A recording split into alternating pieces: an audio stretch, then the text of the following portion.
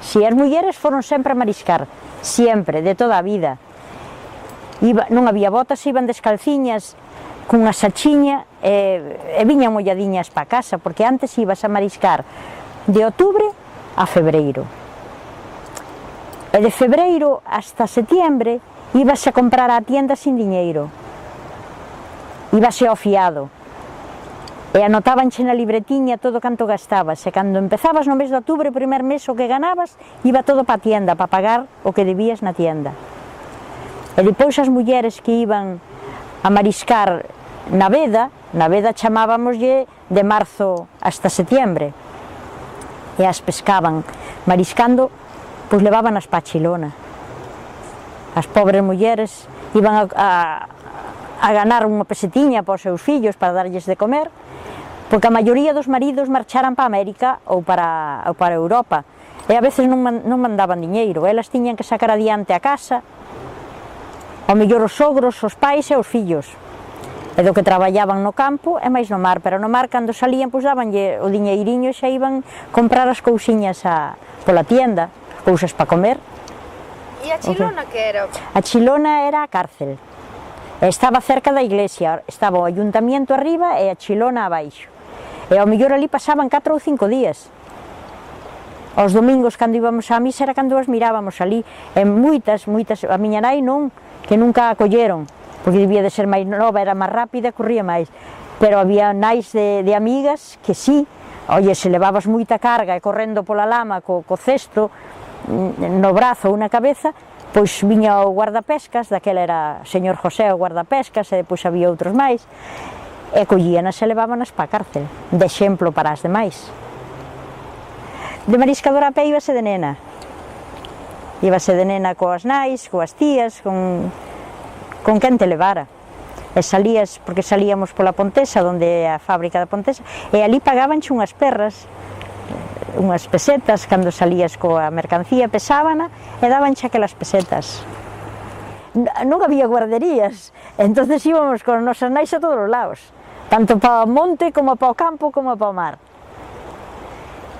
Sí, cando íbamos ao campo, os nosos parques, por dicilo de unha maneira, a cesta da carcha, ali puñíanos unha mantiña e dormíamos, cando éramos pequeniños, depois andabas a gatas polo charco da agua, cando iban a regar o millo e todas esas cousas, as ficas, sí.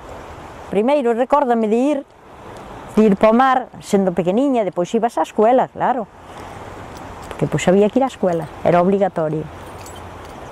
Había nenas que non podían ir á escuela, que tiñan moitos irmáns e tiñan que cuidar dos irmáns, para que súa nai pudera ir ao mar.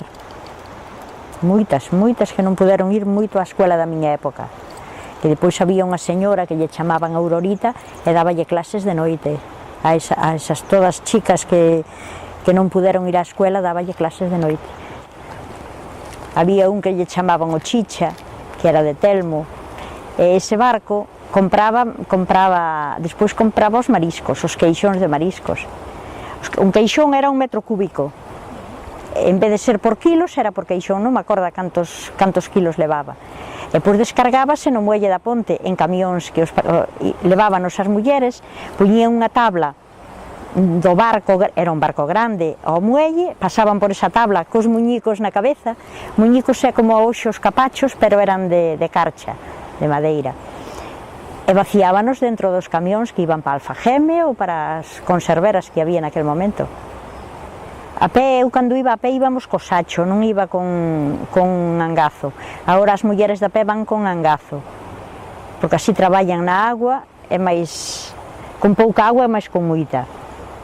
E antes con moita agua había que traballar e levabas unha cousa que se lle chamábamos o espello, era unha caixa con un cristal para cando a agua se movía, poñer o cristal e que che quedara a agua parada e mirar as ameixas que che había no fondo despois de escavalas.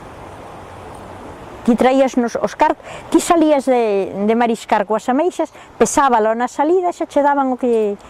Si traías 1 kilo ou 2 kilos, xa che pagaban na man. Si, agora non, porque agora é unha empresa, tens que cotizar, ti eres un autónomo, é distinto, tes un seguro e de antes non había seguro, non tiñas seguro. Ibas, dabanche un carné ás cofradías, por capitanía, dabanche uns carnés para poderes ir a mariscar e ti ibas a mariscar, pero sin estar asegurada. Constituímonos como asociación, porque non éramos como asociación de mariscadoras a pé. E foi moi bonito porque daquela había o Plan Galicia, Plan 10, chamabanlle así, que sementabas, poñías unhas redes, despois había uns pochóns para poñer as bolsas encima, e iso uniu moito a xente. Non valeu para nada máis que para iso, pero a xente si uniu na. Supemos o que era traballar en grupo, guardar a túa mercancía, vixiar para que non xa foran a roubar, e uniu moito a xente daquela época. Estou falando de non sei, de moitos anos atrás. Moita daquela xente xa está jubilada.